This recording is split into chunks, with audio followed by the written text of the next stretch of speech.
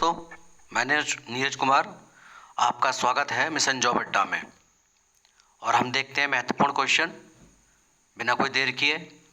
वर्ष 2023 का जो शांति का नोबेल पुरस्कार है वो उसे किसे सम्मानित किया जाएगा? तो इसका सही ऑप्शन क्या होगा? ऑप्शन आपके सामने है ए, बी, सी, डी। तो इसका सही आंसर होगा नरगिस मोहम्मदी। ये जो नरगिस मोहम्मदी हैं ये कहाँ से हैं? ये आपके ईरान से हैं, जेल में बंद हैं और लोकतंत्र के लिए आंदोलन करती हैं। तो इनको शांति का नोबेल पुरस्कार से सम्मानित किया जाएगा 10 दिसंबर को। 10 दिसंबर को शांति के नोबेल पुरस्कार दिए जाते हैं, ठीक है। और ये ओस्लो से दिया जाता है, Oslo, Norway. Asia Pacific institute for broadcasting development के अध्यक्ष के रूप में किस देश को चुना गया है? Asia Pacific institute for broadcasting development के अध्यक्ष के रूप में भारत, चीन, ऑस्ट्रेलिया, मलेशिया, किसको चुना गया? देखिए आप, सही आंसर क्या होगा? तो सही आंसर है आपका भारत। सही आंसर में किसको चुना गया है? भारत। अगला, 2022 के साहित्य के नोबेल पुरस्कार के लिए किसे सम्मानित किया गया है? 2022 का साहित्य। ऑप्शन आपके सामने है, देखिए इसका आंसर क्या होगा। तो इसका सही आंसर होगा एनी अर्नो, सी, एनी अर्नो। ध्यान रखना है, साहित्य का नोबेल पूछा गया है 2022 का, कहीं कहीं पिछला पूछ लेता है, पुराना, और हम लगा देते हैं जो न्यू अनाउंसमेंट हुआ है। तो ये याद रखना है, 2023 का पुरस्कार ये अलग दिया गया है। आगे अगला अगला जो क्वेश्चन है आपका, भारतीय रिजर्व बैंक ने रेपो रेट को कितने प्रतिशत पर बरकरार रखा है? तो रेपो रेट क्या है रिजर्व बैंक का? ऑप्शन आपके सामने है।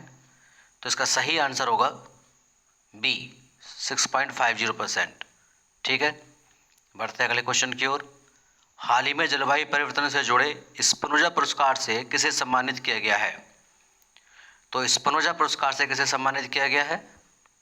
देखिए आप, स्पिनोजा पुरस्कार से, तो ऑप्शन आपके सामने है। सही आंसर होगा डॉक्टर जोगिता गुप्ता, ए, ठीक है। अगले क्वेश्चन की ओर बढ़ते हैं। G20 पार्लियामेंट स्पीकर समिट की मेजबानी कौन सा देश करेगा? ऑप्शन आपके सामने है। तो इसको सही आंसर है वो होगा भारत, ठीक है। बढ़ते हैं अगले क्वेश्चन की तरफ। G20 पार्लियामेंट स्पीकर समिट, ये आपका हो गया भारत। प्रधानमंत्री नरेंद्र मोदी किस राज्य में high tech sports training centre का उद्घाटन किया है इन्होंने? ऑप्शन आपके सामने है, उत्तर प्रदेश, मध्य प्रदेश, असम, बिहार। तो इसका जो सही आंसर होगा बी, मध्य प्रदेश, ठीक है। अगला एक क्वेश्चन नहीं है, चर्चा में रहा है पॉइंट संविधान पीठ को लेकर के, क्योंकि सुप्रीम कोर्ट ने कहा है कि जो बाधिर होते हैं, गूंगे या बहरे लोग, उनके लिए एक दुभाषिया, उनको समझाने के लिए सुप्रीम कोर्ट में रखा जाए अगर वो मामला गंभीर है। संविधान का अनुच्छेद 145(3) ये स्पष्ट करता है, इसमें कहा गया कि संविधान की व्याख्या के संबंध में कानून के महत्वपूर्ण प्रश्न से जुड़े किसी भी मामले का निर्णय कम से कम 5 न्यायाधीशों की पीठ द्वारा किया जाएगा। तो आपको पता होना चाहिए, जो संवैधानिक पीठ होती है उसमें कम से कम 5 न्यायाधीश होते हैं। कितने न्यायाधीश होते हैं? कम से कम 5 न्यायाधीश होते हैं। ये कौन से अनुच्छेद में है? अनुच्छेद 145(3), ठीक है। सुप्रीम कोर्ट का जो चीफ जस्टिस है उसको अधिकार होता है कि वह संवैधानिक पीठ का गठन करे यदि ऐसी परिस्थितियां पैदा होती हैं, ठीक है। अगला टॉपिक इसी से रिलेटेड है, संवैधानिक पीठ केशवानंद केस जो था आपका, केशवानंद भारती बनाम केरल राज्य, सभी आप लोग जानते हैं इसको मोस्टली। 13 न्यायाधीशों की अब तक की ये सबसे बड़ी पीठ थी।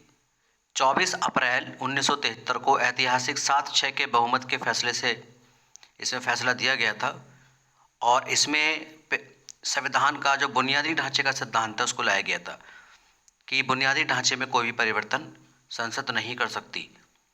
वह मूल अधिकार या प्रस्तावना में जो भी परिवर्तन करेगी, लेकिन उसके मूल ढांचे में कोई परिवर्तन नहीं कर सकती। 24 अप्रैल 1973। ठीक है, आगे बढ़ते हैं। भारतीय संविधान की 5वीं अनुसूची के बारे में। 5वीं अनुसूची में कौन कौन से राज्य हैं? इसमें असम, मेघालय, त्रिपुरा, मिजोरम, ये राज्य इसके अंदर आते हैं। इसके अलावा किसी भी राज्य में अनुसूचित क्षेत्र, अनुसूचित जनजाति के प्रशासन और नियंत्रण से संबंधित प्रावधानों से संबंधित है 5वीं अनुसूची। और इसके संदर्भ में जो अधिकार होते हैं वो राष्ट्रपति के पास रहते हैं। अनुसूचित क्षेत्रों की घोषणा कौन करता है? अनुच्छेद 244 के फर्स्ट में, अनुच्छेद 244 खंड फर्स्ट, भारत के राष्ट्रपति को किसी भी क्षेत्र को अधिसूचित क्षेत्र घोषित करने का अधिकार होता है। अनुच्छेद 244 फर्स्ट, ये आपको याद रखना है। ठीक है, राष्ट्रपति किसी भी क्षेत्र को अनुसूचित क्षेत्र घोषित कर सकता है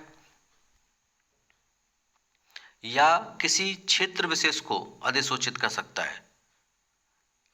अनुसूचित क्षेत्र का पूरा या कोई निर्दिष्ट भाग अनुसूचित क्षेत्र नहीं रहेगा, वह ऐसा भी निर्देश दे सकता है। ठीक है, तो ये इंपॉर्टेंट चीज़ें थी जो चर्चा में चल रही थी अधिसूचना को लेकर के, अनुसूचित क्षेत्र के। तो इनसे संबंधित जो आर्टिकल हैं संविधान के, उसको बताते हुए इसको समझा दिया है। आप इसका रिवीजन करें। देखिए, इसमें जो करंट अफेयर होती है और जो आपका स्टैटिक जीके जो उसमें बनती है, उससे संबंधित जीके, वो बहुत इंपॉर्टेंट रहती है हमारे लिए। तो इस चीज़ों को हमें पढ़ना चाहिए। अगर आपको नॉलेज ग्रो करना है, अपने नॉलेज को अच्छा करना है, तो ये बहुत ज़रूरी है।